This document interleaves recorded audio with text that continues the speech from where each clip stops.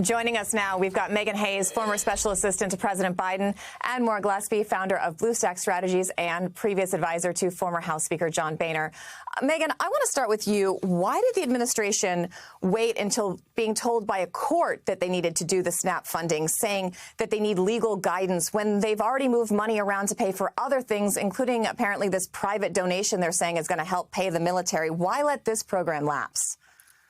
I mean, if you think about it, it's really disgusting that the president of the United States has to have a federal judge step in and tell you to pay SNAP benefits to feed children and senior citizens.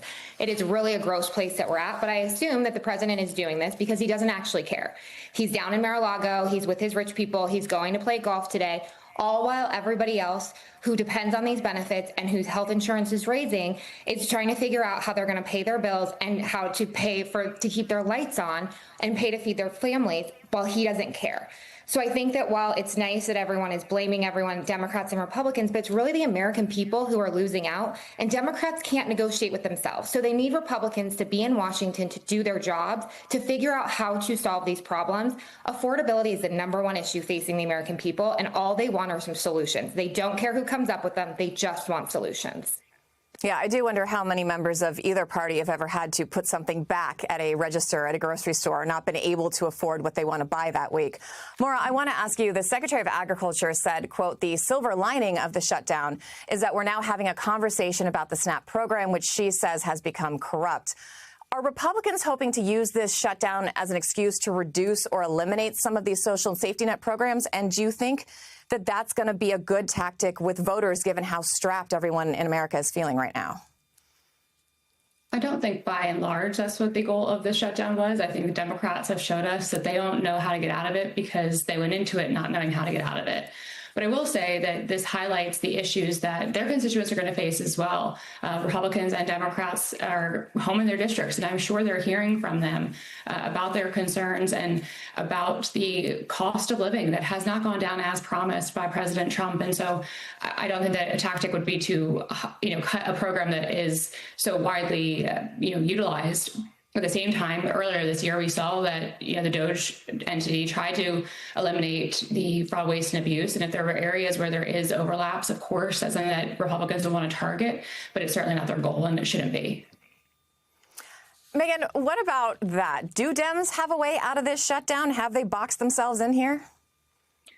I don't know if they've boxed themselves in completely. I think that the American people are with them, and even Republicans by their own pollsters are saying that the American people want these subsidies to be extended, but they now need to figure out how they are going to get people paid and get people, the government back open and to continue to work.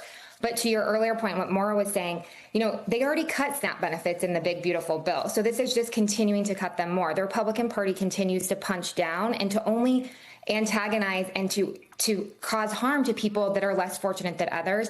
And it's really, the Democrats have to be standing on, principle here, but it's getting to a point where the American people can't take much more of it. So they need to find an off-ramp here. So, Maura, do Republicans think they can basically wait out the Democrats and not have to put up anything in return? And do you think that's a viable strategy? It seems to me the more pressure builds, I'm not quite sure which way that pressure ends up. Do you think Republicans are going to get what they want, or do you think Democrats are going to get what they want? Or do you think we're all just going to be sitting here in a week having the exact same discussion? I wish it wasn't the latter option, Christina, but unfortunately, I do think that it is. I just don't see this. Again, when you have President Trump not in D.C., you don't have the House they haven't been in session since September 19th. I mean, that's pretty stark to think about. And it doesn't show a good faith effort to the American people that members of Congress who are getting paid currently, that they're really working hard to resolve this issue. I do think where credit is due is to Senator John Thune. I understand they're out this weekend, but they've been having these votes, and he has offered his Democratic colleagues an off-ramp, as Megan was discussing, as far as saying, listen, I will bring the subsidies up for a vote. I also think that there needs to be a conversation. Republicans want to get this resolved as well. And to bring committees together is the best way of doing that. And letting the will of the people work its way through committees is always the better tactic. And Thune is a big advocate of that. And so I'm hoping that they can end the shutdown, have conversations, and get to work, because they're certainly getting paid too. Well, Megan, of course, all this is happening as President Trump is throwing a lavish Gatsby-themed Halloween party and posting about redoing a White House bathroom entirely in marble. What are the optics there?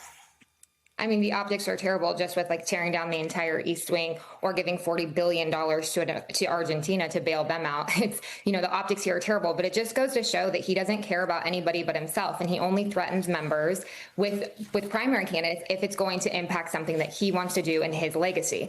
But the issue here is there are elections on Tuesday, and those elections are extremely important. And then there's another set of elections in the midterms that are also going to determine the control of the House. And I just think that some of these decisions that President Trump is making and the disregard he has for his own party that doesn't benefit him is going to impact the rest of the Republican Party. And so they need to figure out who they care about, whether it's their constituents in their district or whether they want to keep answering to Trump.